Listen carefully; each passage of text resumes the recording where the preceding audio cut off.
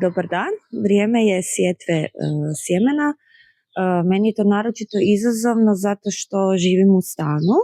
Znači mi smo u stanu u Zagrebu, imamo ovaj mali vrt u kojem pokušavamo svašta uzgojiti, ali uzgajati presadnice, odnosno biljke i sjemena je poprilično izazovno s obzirom na centralno grijanje i nedostatak prostora.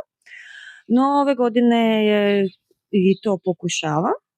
Ukoliko ne uspijem, uvijek od svoje drage Dragane mogu naručiti flance. Tako da ću sada raditi sjetvu paprike u seed snail roll, odnosno u puža. Jedna metoda koja će mi osigurati da uštedim na prostoru. A dio sam već posadila, odnosno posijala unutra, pa ćete i to vidjeti, to su različite vrste salatica. Krenimo. Evo sad ću pripremiti prvo supstrat za sjetvu. Ovdje će biti dvije vrste salate, znači majska salata i 4-godišnja doba. Nadam se da će bar nešto uspjeti. Sjeme sam prvo namočila u kamilici, znači čaj od kamilice 24 sata, zatim ga isprala. Znači sve onako po školski da se omoguće što bolji uvjeti za klijanje sjemena i kasnije razvoj malih biljčica.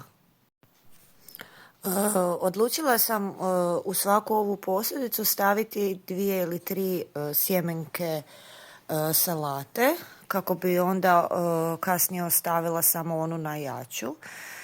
Radim to iz razloga što inače mi je desna ruka slabija, imam mali tremor u njoj i dosta teško mi je kasnije pikirati i proređivati, odnosno vaditi te male sadnice pa saditi u druge posudice, pa se nadam da ću ovako nekako uspjeti sa što manje manevriranja kasnije. Naravno da je to izrazito teško ovako vaditi čačkalicom i poprilično onako, evo, sitno sjeme, treba imati dobre živce, ali i na neki način je i to relaksacija, naučite se malo strpljenju i pustiti sve drugo, neka stoji tih pola sata i pozabaviti se s nečim, evo možda ćemo udahnuti nekakav život ovim sjemenkicama. Sjemenke su posijene, sad samo još da obilježim koje su mi koje. Znači 4-godišnja doba i majska kraljica. Evo vani, pripremam isto tako supstrat za sadnju, dodala sam još malo perlita pa ću pokušati napraviti ove seed snail rolls, odnosno to su puževi koji će omogućiti duže korijenje i veću količinu presadnica na manjem prostoru. Znači stavila sam prvo jedan onako plastičan, onaj bubble wrap, odnosno mjehuriće, plastične mjehuriće koje svi dobivamo s nekakvim paketima.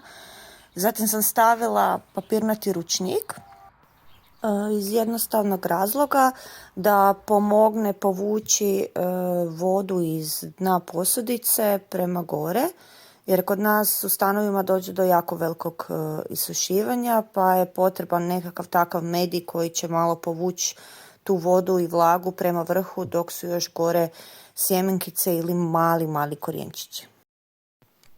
Supstrat mora biti mokar, ali ne smije biti onak gnjecav jako da se voda cijedi iz njega. Znači da možete ovako lijepo utisnuti i to će nam pomoći kasnije kod motanja puža, odnosno kao da motate nekakav kolač, roladu, gibanicu. Znači opet kulinarske veze zajedno sa vrtlarenjem, kao što to obično kod mene bude. Evo sad sam zapunila i ovu drugu polovicu tako da mogu zarolati do kraja.